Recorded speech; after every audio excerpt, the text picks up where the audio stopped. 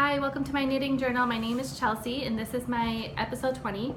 You can find me on YouTube at KnitWithChelsea and same for Instagram and Ravelry. I want to show some finished objects, some whips today, and then also talk about some yarn. So my first whip I have is the Key Fit Baby Blanket by Tanis Lavelle of Tanis Fiber Arts. So I purchased her TFA palette in the Hummingbird colorway. So here I'll show you some of the different colors that come in it. So lots of blues and almost green, and then some grays. This one, her Hummingbird, I love. And this yellow, so pretty gray.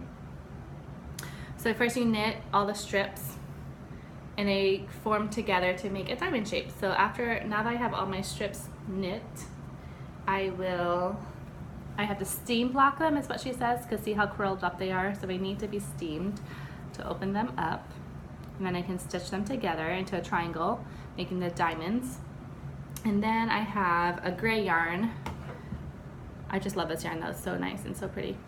That will go around the edges and finish up that baby blanket. So hopefully next time I do have a video to show you.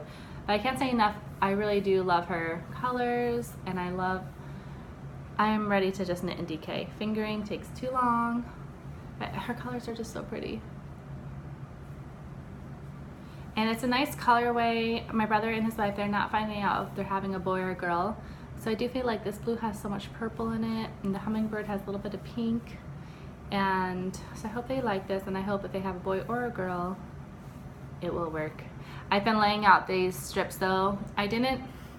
She doesn't really have an exact formula for how to mix up the 8 different colors in the blanket.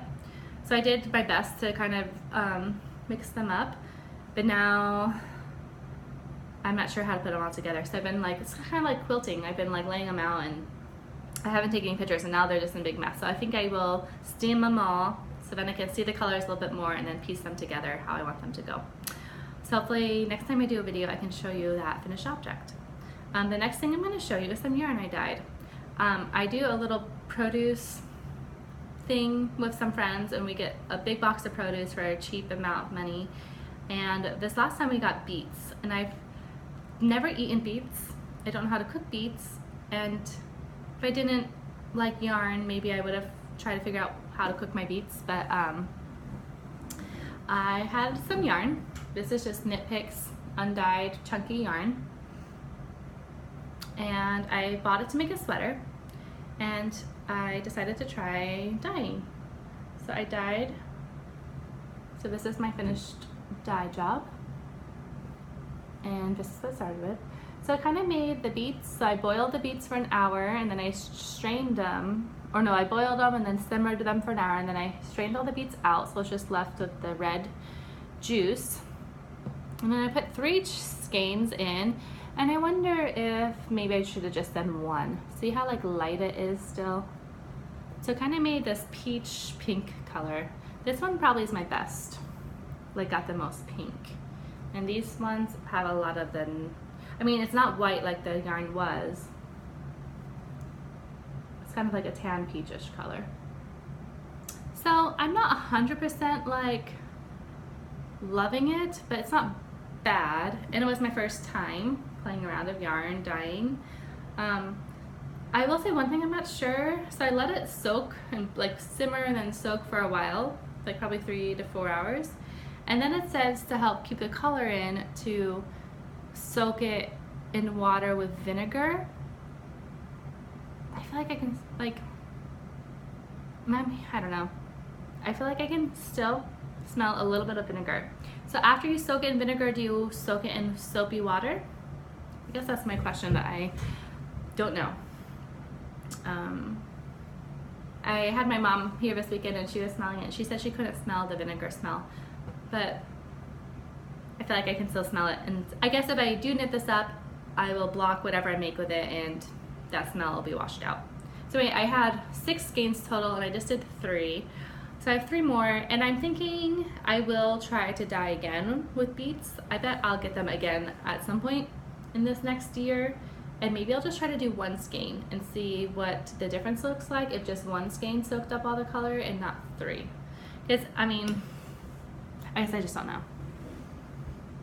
but I would like a more pink look than that like tan color. So I'll show you again. And I was reading, I'm glad it did make it pink, because I was reading online that can kind of make an orange color. And it kind of thought I was making orange color, so I was really happy with this one that came out more pink and that is not orange. And I wouldn't really call that orange, I'd call that like a tannish pink. I was trying to make, I wanted to buy, or I bought that yarn to make the owl sweater. Is that what it's called? Let me tell you, I have my Ravelry key open up. I was going to make, I think it's just called Owls. Where is it? Oh, there it is. Owls by Kate Davies. So that's what I was going to make with that yarn. Everyone kind of does a solid colorway for that pattern, so I'm wondering how it will look in like a variegated, because it's not all the same. So, to be continued. I don't know what I'm going to do. Alright, the next thing I have to show you is just yarn.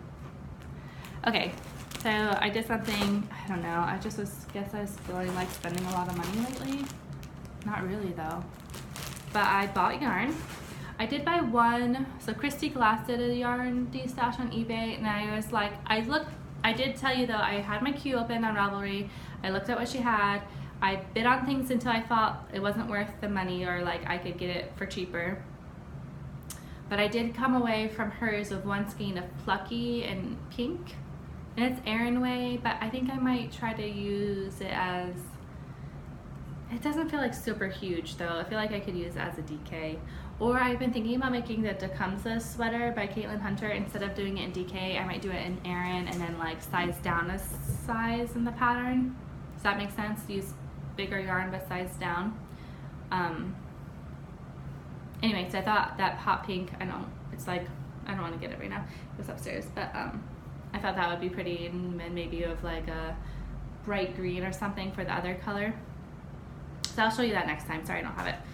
But then Gemma Darlings, she also had a destash, and I looked at her yarn too, and she had a lot of like 2 skeins of yarn, so let me show you what I got. So I had all my yarn out that I have in like my chest and my storage for my yarn, and I was like, what could I make? If I had got that color, could it fit in something? And I've been trying to put yarn together to make, sorry, I'm gonna tell you the name, the Jelly Roll sweater, and I feel like I was missing a color, so let me show you what I first got for the Jelly Roll.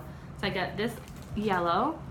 This is Hedgehog Fibers sock yarn in Detonate, and it's in a really hot yellow, and I think the other colors I'm going to use is like purple and green. So I think this all will look pretty together. So this is just one skein. I was like short one color, one skein. So I got that one. And hers was just like, Christy does hers on eBay, so you bid on it. And Gemma did hers, or Danielle, Gemma Darling, she did hers on Instagram. So you just had to get on right when she like opened it up for comments. And so it wasn't like bidding up the yarn. It was just being the first one to say sold. And then I got, okay, so then I got 2 skeins. I got 4 skeins of Barnyard knits. And this one is called Dipped in Chocolate. And I think I want to skein this up, so I got 2. I'm going to skein this one up, or skein this one up. I'm going to wind these 2 up soon, and I think I'm going to make these into some Tegnas by Caitlin Hunter. So for hers too, I did the same thing. I was like, what could I make? I really wanted to make, I want to make some more Tegnas, and I have one started, but I just don't like the color. So I was like, summer, maybe I can start wearing these, some knits, some short sleeve knits. And then I really like this colorway. This is Symphony, and I'm gonna, I think, make the same thing. I think it's really pretty. I like really love this skein of yarn, like more in person than I did online. I think that's really pretty. So I got 4 skeins of that, and then I got another pattern from Caitlin Hunter came out, and she has a short sleeve version. Danielle also sent me just 2. I paid a little bit extra in shipping than what it ended up being, so she sent me these 2 mini skeins in Shamrock and Harajuku. They're just sock minis. but they're fun for like fun cast offs. So I got Barnyard, and then I got this color, and I have okay, so this is Skein Queen. It's from the UK, and it's called Burns Night Crush. It's pretty, purples, and then some gray and yellow. So I got 2 skeins of that. And this, along with a like white, purplish speckled yarn. It's mostly white, but with a lot of purple in it, so I thought it would go well with this.